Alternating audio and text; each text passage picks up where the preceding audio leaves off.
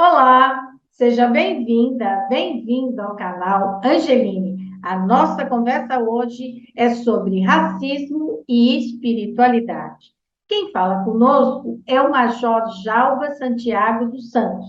Ele é o coordenador adjunto do Grupo de Trabalho Permanente pela Igualdade Racial da Polícia Militar do Estado da Bahia.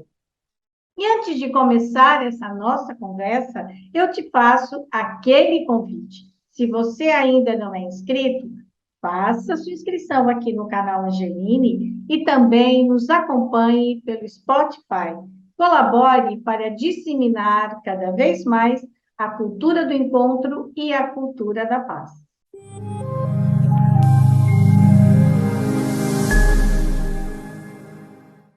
Major Jalva Santiago dos Santos, é um prazer recebê-lo aqui no canal Angeline. Muito obrigada por ter aceitado o nosso convite. É uma alegria grande estar aqui. Eu que agradeço por essa oportunidade, né? Para a gente é muito importante poder propagar boas ideias, são ideias boas para um mundo melhor, né? Então, o Major Jalva está aqui exatamente para isso, para falar de uma ótima atitude da Polícia Militar do Estado da Bahia. Ele é o coordenador adjunto de um grupo que trabalha a questão do racismo dentro da própria Polícia Militar. Como é exatamente o nome do grupo, Major? É o Grupo de Trabalho Permanente pela Igualdade Racial da PMBA. E aí eu queria que o senhor começasse a me contar por que é que surgiu esse grupo e qual é o trabalho desse grupo. Bom, a gente quando fala das questões que envolvem a questão racial, principalmente sob a perspectiva africana, a gente acaba sempre falando de um pouco de ancestralidade e legado, né? Esse grupo surge num momento em que havia uma comoção social sobre alguns atos de violência no mundo direcionados a pessoas negras, né? Nós, eu faço parte esse grupo é composto por pessoas que já militavam individualmente sobre a questão racial dentro e fora da polícia, né? O grupo é composto por mim, que sou o diretor adjunto, coordenador adjunto do grupo. Temos o coordenador, que é o Major PM Silvio Rosário, que ele é historiador e antropólogo, né? Temos a capitã PM Thaís Trindade, que, além de ser bacharel em Direito, ela é coordenadora do NAFRO. O NAFRO é o Núcleo de Religiões de Matriz Africana da PMBA, que é um grupo mais antigo e que tem a ver com isso que eu falei de ancestralidade e legado. Tá. Nós temos a capitã PM Elma Pimentel, que ela é enfermeira e atua com a gente na parte de saúde da população negra. Então, esse grupo surge naquele momento, 2020, quando nós nos reunimos, começamos a conversar sobre a necessidade de se pensar um trabalho objetivo na PM. Já existia o NAFO. O NAFO é um trabalho consistente, pioneiro da Polícia Militar da Bahia. No Brasil, numa instituição militar, foi o primeiro núcleo, que a gente chama de capelania de religião de matriz africana. Uhum. Mas o NACRO tem uma destinação muito objetiva, que é promover a assistência religiosa aos policiais de religião de matriz africana. E a gente precisava de algo que fosse mais incisivo na luta pela igualdade racial, na luta pelo fim do racismo.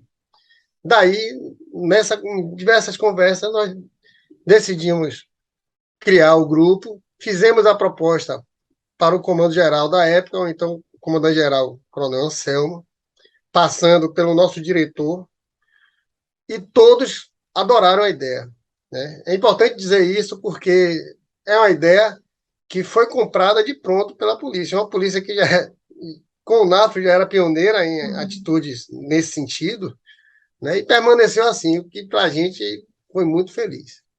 Quando o senhor fala da capelania, né, da PM, é porque geralmente essa capelania ela é feita por um padre, né, seguindo a Igreja Católica.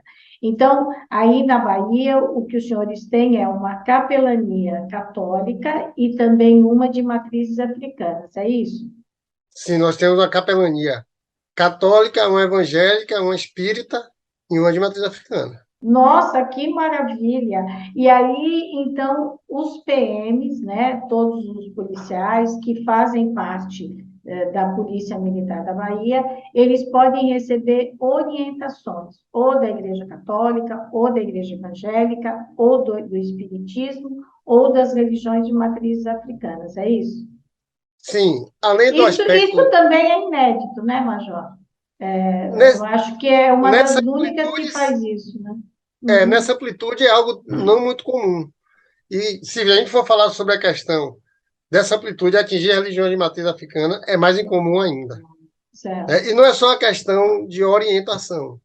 Né? Os capelães estão aptos a dar orientação, inclusive são vinculados a um departamento onde a gente trabalha, que é o Departamento de Promoção Social, que é o Departamento de Assistência aos Policiais Militares. Mas, além do aspecto da orientação, há também ações solidárias, né? Iniciativas que atingem um público, uma coletividade maior, que eventualmente extrapolam até o público policial militar. Certo. E aí eu queria entender como que essa questão racial ela foi assim acolhida pelo montante da polícia, porque o que acontece? A população tem medo da polícia, né? A polícia chegou, todo mundo já, né? E às vezes o que me chama a atenção é você ver um policial negro maltratando um suspeito negro. Uhum. Às vezes, você vê que ele tem uma atitude, inclusive, diferente com o suspeito branco do que com o suspeito negro. Então, como que vocês trabalham essa questão dentro da própria polícia? Bom, interessantíssima a sua pergunta. Né? A, falar de antirracismo é sempre remar contra uma maré, não só na polícia. O Brasil é um país racista. Nós estamos inserindo uma sociedade racista. E o policial emerge dessa sociedade. Quando o policial chega na polícia militar, normalmente ele já tem, no mínimo, 18 anos. São 18 anos de formação, 18 anos de construção de valores, de um senso crítico, de uma noção de ética e moral que vem dessa sociedade racista. O racismo é uma manifestação que acontece na polícia, mas acontece em todo lugar. Por que, é que eu falo isso? Porque quando quando ocorrem essas manifestações, essas atitudes racistas, e a gente buscar trabalhar isso num universo de empoderamento, porque a polícia é um universo que empodera, a gente acaba tendo um trabalho dobrado, porque é lutar contra a construção que já aconteceu. Né? E a gente sabe que é o trabalho de destruir o paradigma e trazer um novo paradigma. Isso é um pouco complexo, mas a gente tem uma esperança, porque nós acreditamos que é possível estabelecer uma metodologia para isso. O grupo surge pautado em alguns pilares. A gente Uhum. trabalha, que a gente chama de uma agenda positiva cíclica e permanente, por isso que o grupo é permanente. A gente trabalha o primeiro ponto, que é a conscientização. Então, nós fazemos cursos. Nós temos um curso aprovado que deve entrar em ação ano que vem. É importante frisar que o grupo foi oficialmente lançado em maio deste ano. 13 de Uhum. maio, a gente brincou que a gente estava ressignificando o 13 de maio. Então, a gente trabalha com a conscientização. Da conscientização, a gente trabalha para a capacitação. Então, a gente pega primeiro os aspectos éticos, morais, a consciência do policial, para mostrar a ele que o racismo, numa polícia que tem praticamente 86% dos seus integrantes negros, o racismo atinge a ele próprio. Ele está alimentando um sistema no qual ele é vítima. Então, o primeiro processo de conscientização é esse. A partir daí vem a instrumentalização dessa consciência formada, que é apostar na técnica. Se a gente for observar, a doutrina policial militar não é racista. A doutrina de execução de policiamento, tática de policiamento, não é uma doutrina racista. Mas nós temos um currículo oculto, né? Engraçado, currículo oculto é um termo da pedagogia que eu trago aqui, Uhum. porque É exatamente isso, é um processo educacional anterior que emprega na mentalidade das pessoas, não só dos policiais. E esse currículo oculto, nesse ambiente de empoderamento que eu falei, acaba operando de uma maneira muito forte. O currículo oculto faz com que o policial, no momento de operação, ele esqueça a técnica e faça um trabalho de massagem do próprio ego. Uhum. Imagine que uma pessoa que muitas vezes vem de um ambiente de poucos acessos. Polícia Militar, historicamente, é a instituição no Estado que emprega mais negros. Negros que já são, historicamente, vítimas de uma conformação social que oprime eles. Aí ele vem desse ambiente de opressão e se coloca num local onde uma farda traz um poder. Se isso não for muito bem direcionado, a gente tem espaço para que o indivíduo queira massagear seu ego e queira se ver poderoso, aquele que nunca viu o poder. Né? Precisamos, isso aí, do processo de conscientização, a conscientização trabalha isso, e após a conscientização nós ofertamos a técnica, a doutrina, que não é racista, e fortalecemos essa doutrina para estipar esse currículo oculto. Com isso, a consequência natural é uma prestação de serviço de excelência. E uma prestação de serviço de excelência vem transformar a opinião pública. Aí observe o ciclo se fechando. Uma opinião pública que começa a ser favorável aos policiais, agora sim trabalha de forma positiva o ego desses policiais. Né? E a gente vê a autoestima do policial, de uma polícia, no caso da Bahia, 86% negra, o policial com autoestima forte, ele vai querer dar continuidade a esse. Então, o grupo aposta nesse sentido. É um projeto a médio prazo. Temos ações a curto prazo que já estão sendo implementadas, mas é um projeto a médio prazo. Mas tem que ser dado o primeiro passo. E esse primeiro passo, ele é de conscientização, é de ter aulas, cursos, é conversar sobre a questão racial mesmo. Aí depois Exatamente. vem essa história da farda, porque é verdade, né? Você tem toda a razão. A farda, junto com a arma, é um poder, né? E a pessoa se sente ali mesmo poderoso naquele momento, né? E aí, depois, qual que é a outra fase? Pois bem, conscientização, aí vem o aprimoramento técnico, e com isso a gente trabalha a imagem da corporação. Trabalhando a imagem da corporação, a gente trabalha a autoestima do policial. Tá. E reinicia o ciclo. O processo de conscientização tem que ser continuado. Né? Não é à toa que aqui na Polícia Militar da Bahia, desde 2014, nós já temos uma matéria chamada Estudo das Relações Raciais e de Gênero, onde a gente já estuda em todos os níveis, desde o curso de soldado ao curso de oficial, ao curso de especialização de oficial.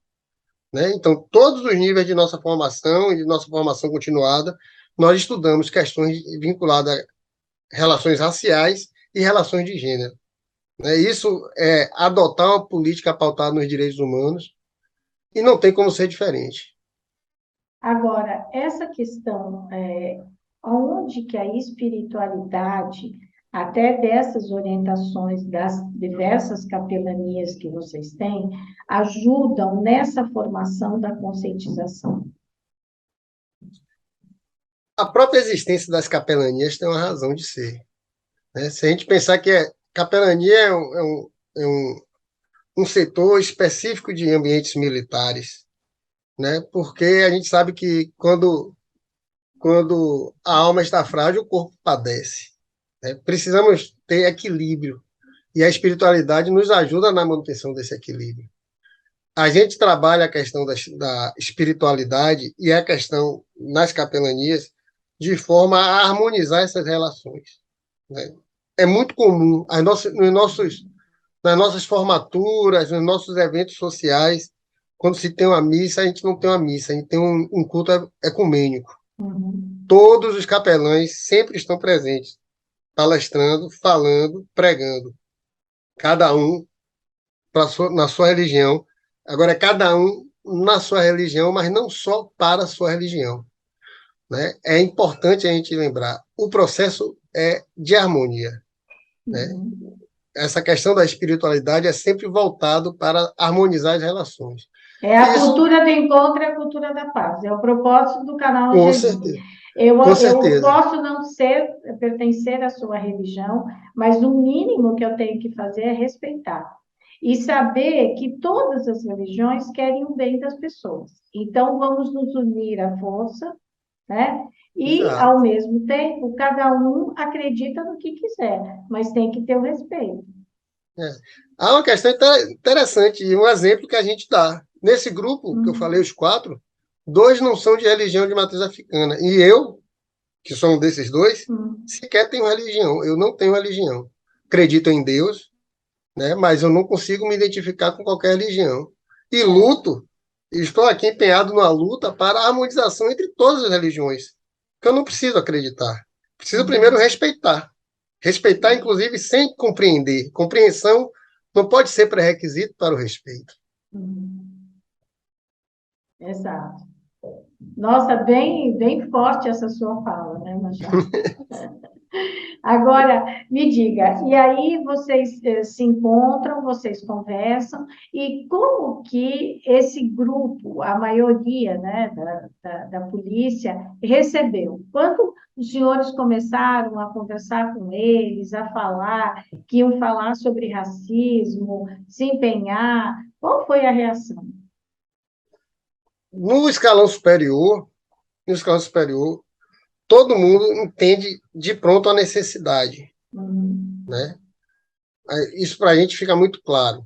Entende que é uma necessidade, né? Tentam colocar como prioridade. Agora é importante a gente frisar: a polícia militar lida com problema o tempo todo. A nossa função é resolver problema, né? Então é compreensível que no universo de problemas que há de se resolver, algumas questões são muito urgentes, né? Nós temos um problema hoje de vitimização de policiais militares, de tentativa de suicídio, né? É uma categoria profissional que os índices de tentativa de suicídio são muito altos, né? Então, assim, há questões muito urgentes. Essa questão racial é uma questão urgente? É. Eu diria é uma questão muito importante. É tão urgente, talvez não tão urgente, mas não pode também ficar estática. Então, há uma aceitação total, a gente não encontra alguém que fala assim, não, isso é balela, isso não adianta, não precisa, ninguém fala isso. E aí a gente vai encaixando no rol de possibilidades, porque a estrutura do hum, Estado é uma estrutura, infelizmente, precária. Nós vivemos num país onde os estados estão passando por questões diversas, né? E o orçamento público é algo que tem que ser lidado com muita responsabilidade. Então, por exemplo, uma das questões fundamentais do nosso grupo é nós trabalhamos com projetos, porque projeto é um mecanismo onde a gente consegue, de forma responsável, acessar fundos, acessar recursos e de forma a diminuir a possibilidade de contestação. Então, nós trabalhamos com processo, nós somos voltados pelo aprimoramento técnico, não só na técnica policial, mas na técnica, inclusive, de gestão, né? E eu acho que isso diminui a resistência também. Sobre o público, de um modo geral, quando a gente está falando de um efetivo de 28 mil pessoas, numa sociedade racista. São 28 mil racistas? Não. Mas o Brasil é um país que não tem racista, mas tem racismo. A neutralidade, como diria Angela Davis, a neutralidade é uma neutralidade racista, né? Então, se porventura a gente não encontra muitas pessoas que declaradamente são racistas, mas a gente acaba encontrando algumas pessoas que não estão muito afim de gastar energia com isso, porque não conseguem entender que a neutralidade alimenta esse sistema racista. Então, um dos nossos esforços, nesse processo de conscientização, isso é muito bem pautado, é fazer com que a pessoa entenda que não vale a pena, não adianta a neutralidade. A neutralidade é ser racista, ainda que de forma indireta, né? E ainda que de forma involuntária. Então, a gente precisa do voluntariado antirracista.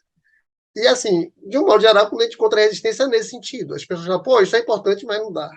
Não é a minha agora, né? hum. Mas o alto escalão, pelo menos, tem comprado a ideia, porque, inclusive, isso mexe com o capital da Polícia Militar, que é a opinião pública, né? Ah, Estar num ambiente que a gente é bem aceito facilita, inclusive isso é previsto na filosofia de policiamento comunitário, facilita a nossa execução de policiamento, quando a gente está num ambiente onde o elemento policial militar é bem inserido. E também, quer dizer, eu não sou psicóloga, nada, mas como o senhor falou em suicídio, quando você tem autoestima, talvez ajude nessa questão, né? Porque daí você recupera a sua autoestima, vê a importância, porque a polícia tem um trabalho maravilhoso, um trabalho que é super importante, e tem também, claro, quando ela briga com os manifestantes, porque é isso que fica na cabeça das pessoas, né? Ou É, quando eu imagino que o grupo tenha surgido também em decorrência do que aconteceu com o negro nos Estados Unidos, né? também, Que também. foi o policial ali na goela dele, literalmente ali, um policial branco brigando com o negro, aquilo foi uma revolta absurda, né? Então, às vezes, até quando tem um assaltante assim branco, de paletó, a pessoa até diz: Nossa, eu nem imaginei que fosse assaltante, porque ele estava tão bem vestido. Pois é, e aí passa um negro, honesto, decente, porque ele está de chinela havaiana, bermuda e um boné, pronto, ele virou suspeito. Né? É, Quer dizer, o país inteiro anda de chinelo de dedo, o país inteiro usa bermuda, mas o problema está no negro. Né? é, Então, esse tipo de coisa, eu diria que num país cristão, Major, eu falo sem medo de errar, isso é uma vergonha, com né? certeza. Porque você não vive, porque assim, a maioria dos brasileiros se declara cristão. Para 91% da população brasileira, a fé é um valor. Então, para você viver a sua fé, no mínimo, você não pode ter preconceito, muito menos o racismo, É, né? E você dizer, não, você é negra, eu sou branca, não, nós somos diferentes. Não, meu amigo, não somos, não, somos seres humanos, né? com certeza. E isso parece tão simples, mas quando a pessoa vai trazendo, o senhor tem toda a razão. Essa carga, o país inteiro é racista, então você tem essa reação, né? Uma coisa que é interessante frisar até. Esse tipo de postura, inclusive, coloca o policial, quando ele está em ação, em risco. Né? A Uhum. gente trabalha com algumas questões técnicas policiais, onde a imparcialidade é fundamental para a gente fazer uma boa leitura de cenário. E leitura de cenário no momento de uma operação, no momento de um conflito, no momento de analisar suspeitos e não suspeitos, a leitura de cenário isenta pode colocar a equipe da segurança numa situação confortável. Agora, uma leitura de cenário contaminada, inclusive contaminada pelo racismo, coloca a equipe de segurança num contexto vulnerável. E isso é previsto na doutrina. Sabe? A doutrina policial militar contempla essa imparcialidade. Né? Só que aí tá, o currículo oculto. O currículo oculto opera muito forte na sociedade toda. É o mesmo, a mesma essência de pensamento que faz com que ocorram manifestações no judiciário, às vezes de cunho totalmente racista, com que políticos se pronunciem já de Uhum. forma pejorativa em relação a negros, com que na medicina, né, uma vez eu li um quadro interessante de que os partos em mulheres negras tinham menos anestesia. Eu fiquei estarrecido quando eu li esse dado, sabe? São questões estruturais, porque o racismo ele age na estrutura social em todos os ambientes. São a construção e por isso que a nossa construção inicia por um processo de consciência e educação, educacional, né? Porque se a gente não trata da educação, a gente não vai conseguir resolver a questão. O resto tudo é Porque consequência de uma é, é uma, educação que- viciada. é uma questão de adquirir a consciência, né? E a hora que você adquire a consciência, como disse muito bem Paulo Freire, você não volta atrás. A É, hora que você tem noção do que realmente acontece, que você tem consciência do problema e sabe, inclusive, que é necessário caminhar vários passos dentro do coletivo para achar uma solução, você não volta atrás. com certeza, com certeza. Né? A consciência, ela é individual, mas ela realmente vai se realizar no coletivo, É, né? Então, isso é uma coisa que é necessária, porque Aí as pessoas dizem, ah, olha, eu vou na igreja, eu vou na Umbanda, eu vou no Candomblé, eu vou no culto, eu vou na missa. Tudo bem, meu amigo, vá no centro espírita, mas tudo começa quando você sai de lá, Pois é. né? Como é que você vivencia a sua fé? O mínimo é respeitar o outro. Depois de ajudar nas dificuldades, né, é entender que o próximo também precisa de uma ajuda, é fazer de tudo, é você ajudar materialmente, é no ouvido, é às vezes uma palavra, é um abraço, né? Mas você precisa começar a vivenciar a sua fé fora do tempo que você pratica a sua oração, Com não é? certeza. Eu sou professor de direitos humanos na polícia. E para as minhas turmas, eu sempre tem uma coisa que eu sempre falo. Que fala assim, a gente precisa viver direitos humanos no cotidiano. Quando a Uhum, gente acorda, que a gente se olha no espelho, a gente tem que começar a partir dali a viver direitos humanos o tempo todo com as pessoas. Então eu olho, acordo, vejo minha companheira em casa, sabe? Saio, é o porteiro do prédio, né? É o cobrador do ônibus que eu pego. uhum, Todas essas pessoas, não importa como eu estou. Eu posso estar passando um momento difícil, um momento mais feliz, um momento mais triste, mas as pessoas não podem receber a carga da minha negatividade. Isso é uma questão de direitos humanos cotidiano. Eu preciso uhum, entender que eu sou responsável por mim. E eu não posso atribuir ao meu insucesso a responsabilidade das outras pessoas e penalizá-las com isso. Né? Então, no nosso dia a dia, o respeito tem que vir antes. Aí eu preciso respeitar. A gente parte, às vezes a gente fala assim, somos iguais, somos diferentes. Isso são perspectivas filosóficas até profundas, mas que, francamente, eu acredito que isso não importa muito.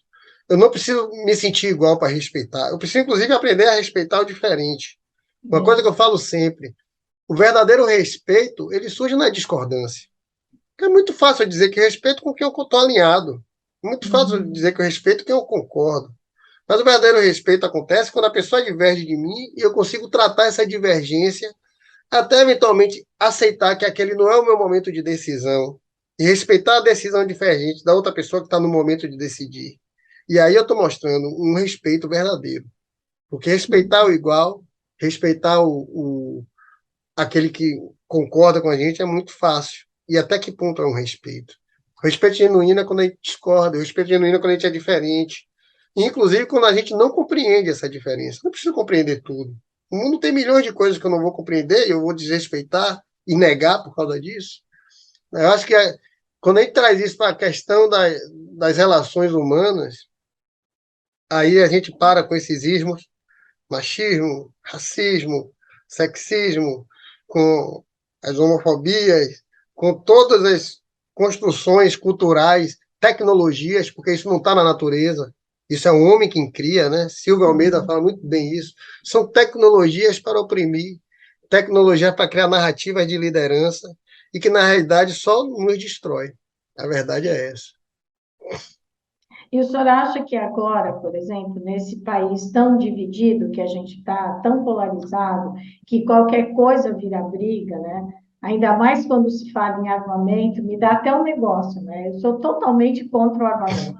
Eu, na minha opinião, deve usar arma a polícia, que a polícia é preparada para isso, faz curso, sabe quando usar e usa com responsabilidade, né? E mesmo assim, muitas vezes, no calor da confusão, às vezes tem abusos, né? Que o senhor sabe disso. É. Então, eu sou totalmente contra o civil usar arma, eu acho isso um absurdo. Mas nesse mundo tão polarizado, essas coisas todas, o senhor pensa que a polícia pode fazer para contribuir com menos violência? Bom, em primeiro lugar, há uma questão que pouco se fala. No ambiente estatal, no universo estatal, a polícia é um grande promotor de direitos humanos. Nós Uhum, somos regidos, inclusive, por uma doutrina de filosofia de policiamento comunitário, que é alinhado com todos os institutos de direitos humanos, que nos coloca num papel de pacificador. Nós somos e temos que ser pacificadores. é triste, porque assim, a polícia age pacificando quando todo o sistema estatal falhou. A gente literalmente opera num problema que não criamos. Mas isso não pode ser motivo para a gente deixar de operar. A nossa função é essa. Nós vamos agir sempre voltados para promover a paz. Né? Eventualmente, essa paz vai vir por um caminho repressivo, às vezes vai vir pelo caminho da força, né? Só que até para isso tem que ter uma doutrina, porque a gente não pode. A gente, como eu falo sempre nas minhas aulas, não somos nós que impomos a força, a gente responde à força que já está sendo imposta. A polícia cabe sempre responder e nunca criar. Então, quando a gente, nesse processo de conscientização, que não pode ser só uma questão de conscientização racial, né? É uma questão de conscientização humanitária, voltada para os direitos humanos. Nesse processo, a gente vai entendendo que a gente não pode estar criando os problemas, estamos aqui para resolver. E aí eu acho que, independente da polarização política, de conceitos, filosófica, antropológica, sociais, o que for, independente disso, sempre vai ter uma polícia. Não há um Estado sem uma polícia. E a polícia tem que ter esse papel. Que é um papel de conter, né? E, na Exato. verdade, como se diz modernamente, de administrar crises, né? Não é? Porque muitas vezes o policial é chamado numa confusão familiar, às vezes até uma pessoa que se excedeu na bebida. E quando o policial chega ali, se ele souber conversar e tal, ele apazigua, manda a pessoa dormir, descansar e pronto. Agora, se aquilo já chega atirando, meu amigo, aí a morte na certa, é confusão, né? Com certeza. Agora, essa questão da parte espiritual dentro da polícia, das capelanias, elas ajudam também nisso, né? A refletir sobre esse tema. Com certeza, com certeza. Porque, assim, o policial tem que estar em equilíbrio consigo mesmo, né? E com o seu ambiente. Policial, a questão da espiritualidade é quando a gente não sabe a quem recorrer, a gente vai recorrer à fé, né? E a fé remove montanhas, literalmente. Né? Então, assim, não é à toa que existe capelania na polícia. Não é à toa que ela está na Polícia Militar, por exemplo, da Bahia. Não é à toa que ela é vinculada ao órgão de assistência ao policial militar. Né? É necessário que cada um, cada policial e cada pessoa, né, dentro das suas concepções, busque o seu equilíbrio, quer seja no âmbito espiritual, quer seja no âmbito intelectual, né? Porque às vezes a gente precisa de uma válvula de escape, né? E essa válvula de escape tem que ser bem direcionada. Energia, a gente precisa direcionar, saber direcionar, senão a gente acaba fazendo besteira. O policial não pode estar fazendo besteira. Agora, é uma dúvida minha, é uma ignorância da minha parte, mas, por exemplo, um capelão que é padre, ele é um policial militar ou ele é um padre que vem de fora e é o capelão ali da polícia militar? Assim como o pai de santo, a mãe de santo, o pastor? Normalmente são policiais militares. Né? Eu Uhum. acho que pode acontecer de ele não ser policial militar, ser designado pela igreja e estar cumprindo a função, Uhum. mas historicamente na polícia que sempre foi militar. Acho que agora ele tem o Padre Dimas, acho que ele não é militar aqui na Bahia, Uhum. mas o anterior era, sabe? De um modo geral, são policiais O pastor militares. também O é pastor é o policial. capitão, inclusive o Uhum. pastor, ele é o capitão do quadro de oficiais operacionais que fez Aham. curso de capelania e está designado como capelão. Como a própria Certo. capitã Thaís Trindade, Uhum. ela é oficiala do quadro de policiais operacionais. E ela é Uhum. capelã do NAF, do Núcleo de Matriz Certo. Africana. Certo. Nossa, muito interessante, né? Mas, Jorge Alba, dentro desse trabalho que os senhores têm junto com o grande público, né, dos policiais, os senhores também estão falando sobre essa questão LGBT? Sim, a gente acaba pegando essa interseccionalidade, né? A gente fala da questão racial, mas a gente aborda também a questão do feminismo negro, a gente aborda a questão do problema em relação ao público LGBTQIA+, negro também, porque Uhum. a questão racial interfere também de maneira transversal em todos esses universos. Certo. né? Ela fica pior nesses universos, com a mulher negra ou com o homossexual negro, o preconceito é maior. Com certeza, com certeza. E a gente entende que não tem como falar de uma coisa sem falar de outra, né? Uhum, É interessante frisar alguns aspectos, né? Na Polícia Militar da Bahia, por exemplo, hoje, já há algumas comissões que estão estudando perspectivas, por exemplo. A gente acabou de fazer um processo de revisão do nosso regulamento no que tange à apresentação individual, uhum, buscando, inclusive, contemplar de uma maneira um pouco mais ampla, dentro das nossas possibilidades, o público feminino negro, por causa da uhum. questão, inclusive, não só isso, mas inclusive também do cabelo, né, Ai, nem me da fale. maquiagem. O cabelo das negras, olha, eu com esse pouco cabelo que eu tenho, eu quando vejo aqueles cabelos da rua, eu até paro para olhar. Nossa, porque são lindos, são maravilhosos, né? E que o senhor tem toda a razão. Que pena que fica embaixo de um... E a Polícia Militar da Bahia já está procurando se adequar, né, a essa questão contemporânea, que, né, porque, graças a Deus, o mundo tem evoluído nesse sentido, né, apesar de uma grande resistência cultural que nós temos, mas a gente Ah, está fazendo uma transformação cultural, a transformação está acontecendo. E a Polícia Militar tem tentado acompanhar. A gente tem uma comissão que está publicada, inclusive, para estudar como vai ser a adaptação dos quartéis à possibilidade do policial trans.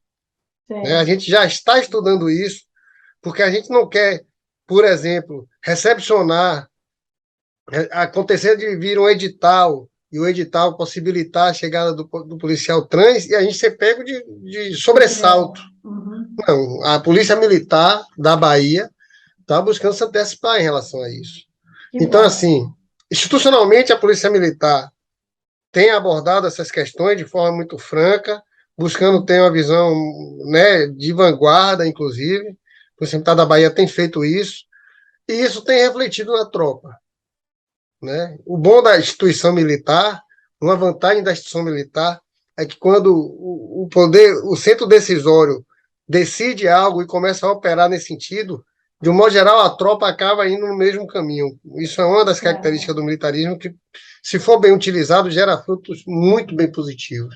Que bom. Agora, Major, e dentro da espiritualidade, que é a temática aqui, né, do canal Angeline, as pessoas que são da polícia e que frequentam as religiões de matrizes africanas, como o candomblé, a umbanda, há um trabalho diferente a ser feito com outras pessoas, porque muitas vezes as pessoas consideram que quem vai para a umbanda ou para o candomblé, quem frequenta, é pessoa que vai lá fazer macumba, é pessoa que vai fazer mal para os outros. Existe algum tipo de diálogo sobre isso dentro da PM da Bahia? Existe. Desde a concepção do NAFRO, existe. Né? Quando eu falo concepção do NAFRO, o NAFRO surgiu em 2005. Né? Então, nós já temos uma boa caminhada aí, Certo. tratando francamente, objetivamente sobre essas questões. Então, assim, no ambiente de trabalho, isso não acontece de uma forma tão clara, né? Quando acontece, normalmente há uma repreensão e gera uma polêmica. Se acontece, quando acontece, gera uma polêmica.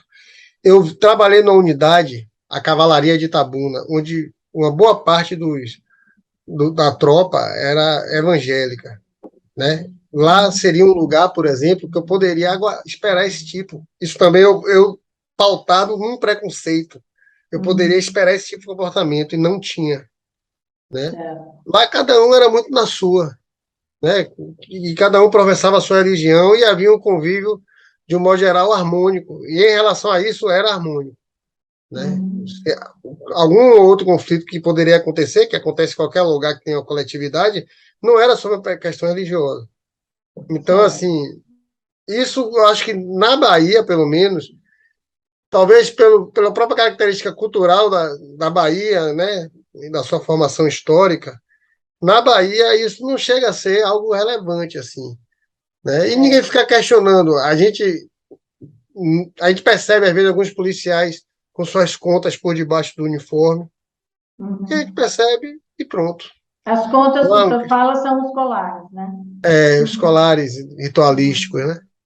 E a Certo. gente percebe e passa, porque Uhum. já não se questiona mais esse tipo de É coisa. porque, assim, eles colocam isso, os católicos colocam um crucifixo, né? Cada um Isso. tem. É que realmente há um preconceito com os Ah, colares, as contas, né? Dos africanos, como tem com. É diferente do crucifixo. O crucifixo veio por branco, né? É outra. é, É sempre assim, né?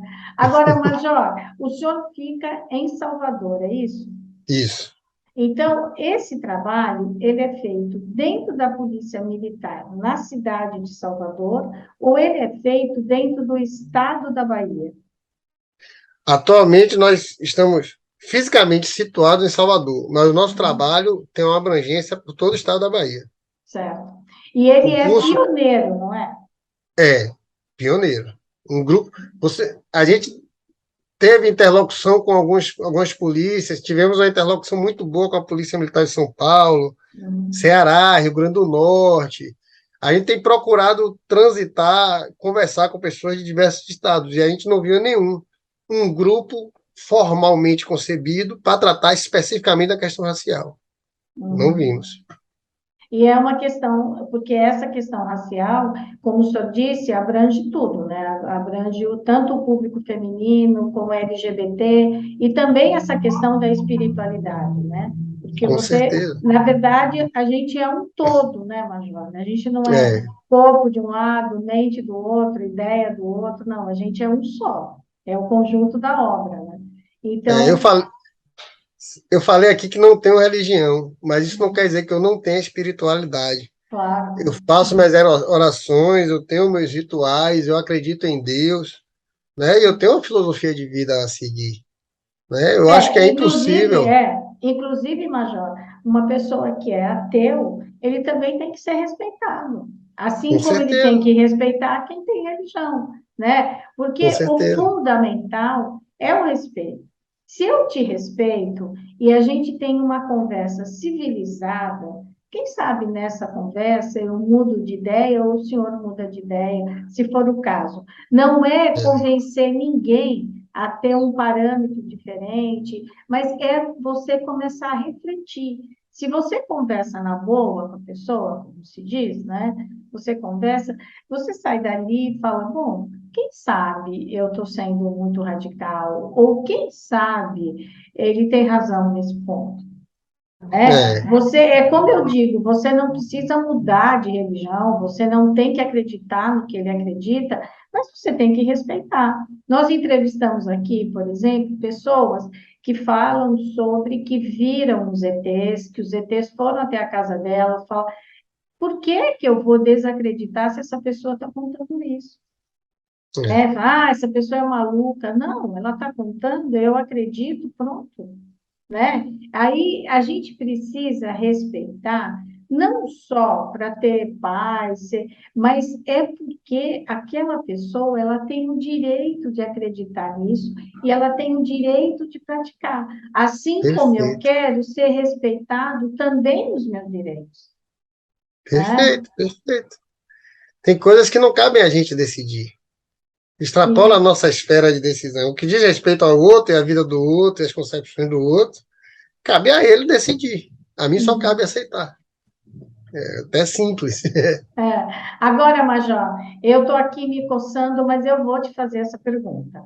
Quando fala em direitos humanos, sempre as pessoas falam, Ih, lá vem aquele pessoal dos direitos humanos, né?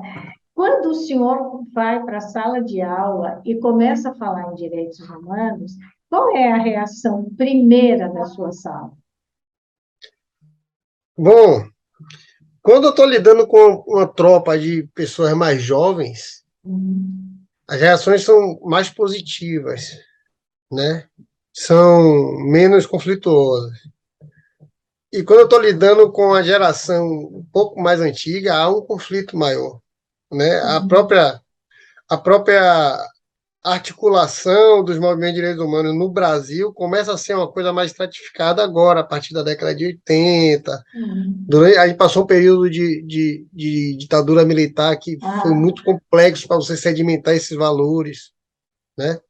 Então, eu percebo nitidamente um choque de geração em relação a isso. Mas, tanto para um público quanto para outro, eu sempre digo, eu sou professor dentro de um ambiente militar, então uma coisa que eu falo assim, você gostando ou não, você está na instituição que é o maior propositor de direitos humanos na sociedade. Quando ninguém aparece, nós estamos ali. Então, não importa muito se você concorda. Há uma estrutura legal que você tem que seguir para não ser punido, inclusive. E nessa estrutura legal, ela é toda pautada nos direitos humanos. No Brasil, num Estado democrático de direitos, está lá na Constituição. Direitos humanos é um ponto, é a célula nevral, é o centro nervoso de toda a nossa efusividade jurídica. O direito se manifesta todo pautado nos direitos humanos, em qualquer área do direito. Então, não cabe a polícia, como policial, não cabe a policial gostar. Aí, quando a gente começa a debater as concepções pessoais, eu vou mostrando que direitos humanos não é um movimento. Direitos humanos é uma vivência. Por mais que ele seja estruturado numa concepção formal, mas antes você é uma questão material de direitos humanos, onde é um cotidiano. Direito humano é uma postura, é uma consciência e é uma prática. E às vezes ele fala que não gosta de direitos humanos, mas quando ele está exigindo o respeito para ele está exigindo uma concepção de direitos humanos. E aí eu tenho que trabalhar também a empatia em relação a outros seres humanos. Então, assim, as reações variam. Mas para todas as reações, a resposta acaba sendo a mesma, né? Agora, na verdade, porque às vezes a pessoa começa a falar, ou que alguém está sendo maltratado, aí você tem sempre um engraçadinho que fala, ah, lá vem a pessoa dos direitos humanos. Não, meu amigo, esse direito é seu também, não? Se você quer ser respeitado, você respeita, né? Então, você emprega uma pessoa, não registra, paga mal, escraviza, o que você está fazendo? Você está contrário aos direitos humanos universal, né? Não tem nem o Com que certeza, discutir, né? com Então, certeza. é esse tipo de coisa, mas porque esse termo, na verdade, direitos humanos, virou assim, uma coisa que o pessoal, a polícia tem mais a coisa, o pessoal da direita não quer saber, mas na verdade ele faz parte da vida da direita e da esquerda, né? Faz parte da vida de todo mundo. Não importa o que você pensa, você precisa respeitar, porque você também precisa ser respeitado. Com certeza, com certeza. E assim, pouco importa, a gente pode ter um grupo que levante a bandeira dos direitos humanos e não tenha uma postura tão coerente, né? Contradições existem em todas as manifestações humanas. A gente sempre vai ter contradições, mas tem que separar quais são as manifestações e as posturas de pessoas que podem estar alinhadas ou deturpando determinados conceitos, determinados valores e os valores em si. Eu acho que a gente precisa defender os valores dos direitos humanos. Se alguém está fazendo uma defesa ruim, equivocada, deturpada, a gente tem que separar o joio do trigo e entender que os valores estão ali, imaculados, para serem analisados e aderidos, né? Porque, realmente, assim, há uma questão onde nos ambientes de militância, e não só dos direitos humanos, né? Qualquer grupo que está defendendo determinadas ideias, há variações de posturas e há deturpações de conceitos. E isso entra em choque, muitas vezes, direto, onde o policial militar se sente vítima, né? Nós, policiais militares, também sofremos um preconceito objetivo, né? Há uma marca, um rótulo, onde diz o policial é truculento, o policial é violento, o policial tem uma capacidade cognitiva limitada. São diversos rótulos, se criam a imagem do policial, como se criou do negro, como se criou de diversos grupos de mulheres em um determinado tempo histórico, né? Onde alguém lucra com essa hierarquização conceitual. Agora, não é por isso que eu vou pegar algo que tem uma base valorativa positiva e vou afastar, não. Eu tenho que separar essa pessoa que está utilizando esse argumento para criar uma hierarquia de conceito, né? é importante quando a gente fala que a gente não pode agir de forma preconceituosa, que a gente tem que procurar entender e compreender os processos dos outros e respeitar, inclusive, as individualidades. Isso é para todo mundo. Homens, mulheres, negros, brancos, amarelos, quem for, para quem for. E para policiais, né? Temos policiais bons, temos policiais ruins, mas temos bons e ruins em todos os lugares. Isso, em todas as categorias. Exato, e o problema que gera essa reação é porque a bondade e a maldade do policial é sempre colocado muito à tona. Isso é verdade, isso é um reflexo social, cultural, sociocultural nosso. Nesse momento é assim. Eu não vou ficar fazendo birra, eu sou policial militar e não vou ficar, então não quero saber. Não é isso. Eu vou entender esse contexto, esse cenário do qual eu estou inserido, e eu tenho que me posicionar de forma proativa para resolver isso. Aí que esse trabalho de imagem da corporação é muito importante. E aí que a gente também fazer um processo de revisão e autocrítica para não dar margem é fundamental. Estamos tentando fazer. Agora é tentar fazer e aproveitar tipo, essas oportunidades como estou tendo aqui, de mostrar. Porque, Major, o exemplo é tudo, né? É, Quando você tem uma atitude positiva, uma atitude proativa, sabendo o que vai rolar ali, quantos conflitos, por exemplo, que um policial ele tem a oportunidade de resolver e não levar ninguém para a delegacia ou para o tribunal, para a cadeia, né?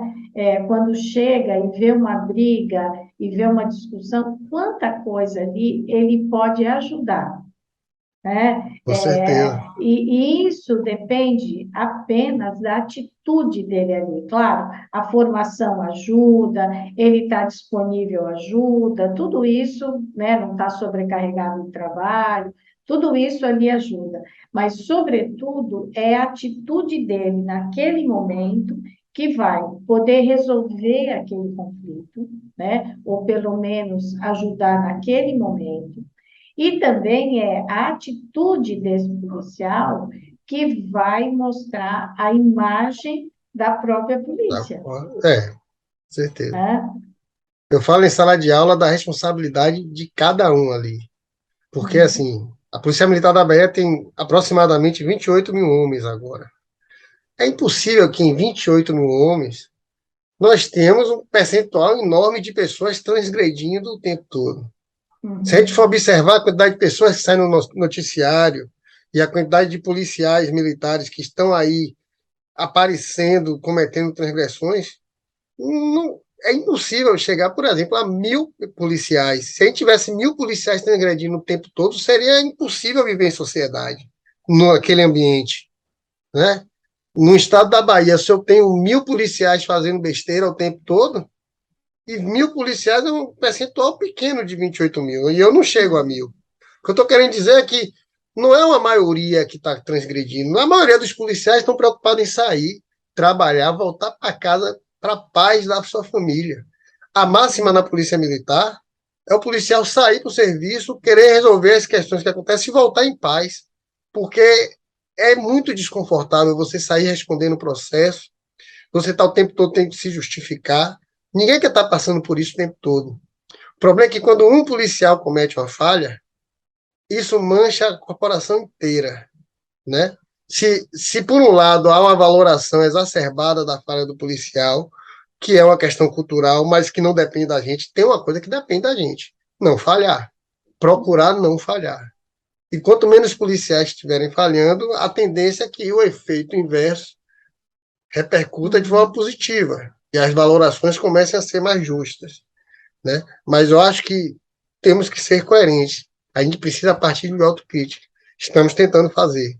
Estamos nessa sociedade, né? A nossa sociedade, infelizmente, tem alguns problemas de valores, né? Educacionais, é uma sociedade violenta, é uma sociedade machista. Então, numa sociedade assim, a gente está tentando ser um ponto fora dessa curva social, né? É complexo, mas é um anseio que a gente acredita que é possível, senão não estaríamos tentando. Não é, Major? Mas em todo o tempo da nossa história e da história de todos, né, da humanidade, na verdade, você pode ter passado ali por momentos muito difíceis, né? Mas sempre tem os grupos da resistência.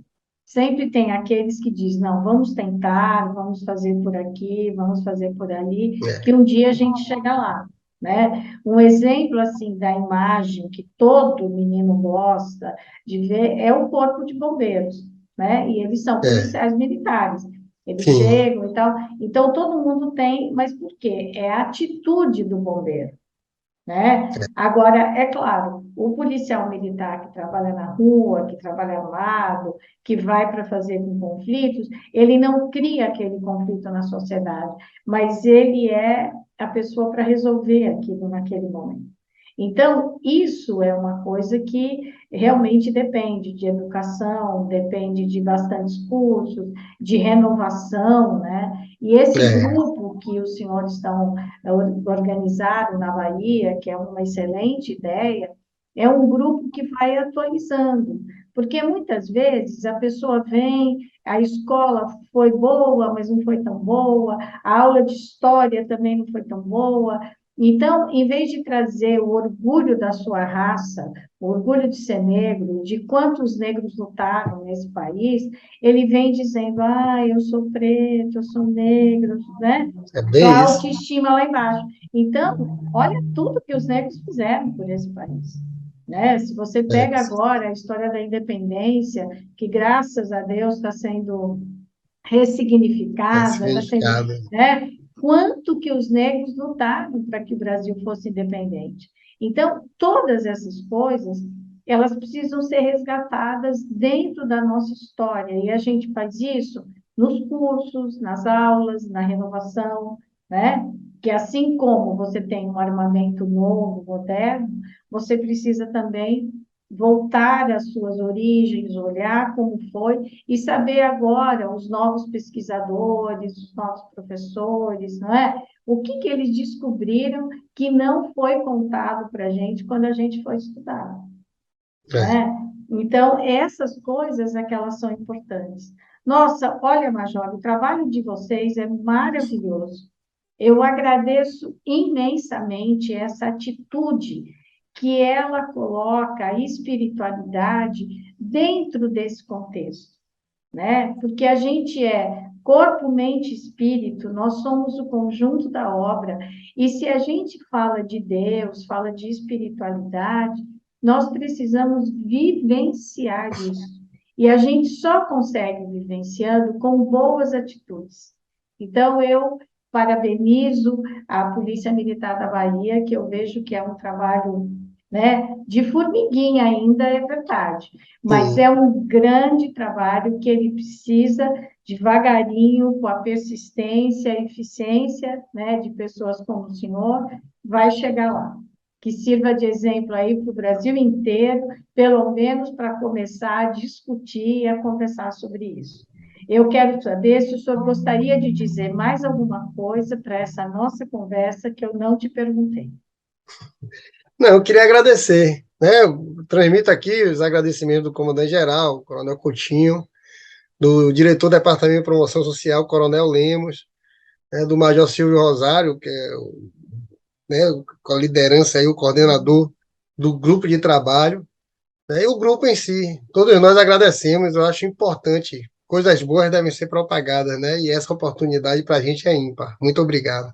Que bom. Então, eu te agradeço muito. Nós vamos deixar aqui, tanto na descrição do YouTube como do Spotify, aonde o Major pode ser contatado, as redes sociais, onde as pessoas possam saber sobre esse trabalho. E também, quem sabe, algum policial de outro estado está aqui nos assistindo e queira saber como que é esse trabalho, que Ótimo. ainda está no começo, que pode ser levado para outras pessoas, mas que já pode começar dentro da sua corporação a discutir. Porque a gente não é feito numa nação de inimigos, nós somos um povo só.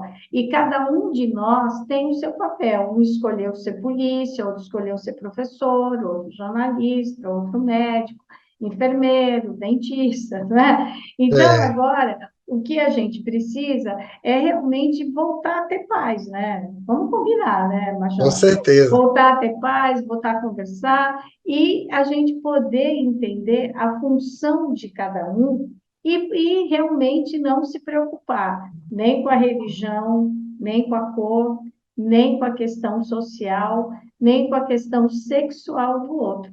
O importante é a gente ser um povo, uma nação que quer que esse mundo seja melhor. E quem sabe a gente começa aqui pelo Brasil, não é? Com certeza.